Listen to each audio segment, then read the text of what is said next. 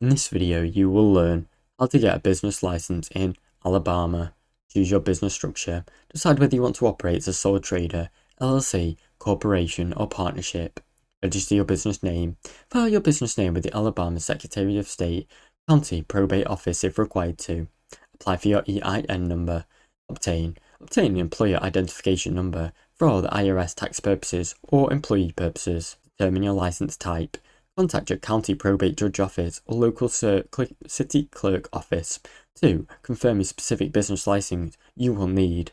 Submit your application.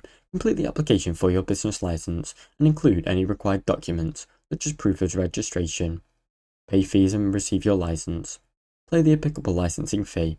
Receive any official Alabama license before starting operations. Now you know. Now you know how to get a business license in Alabama. Thanks for watching. Don't forget to like and subscribe.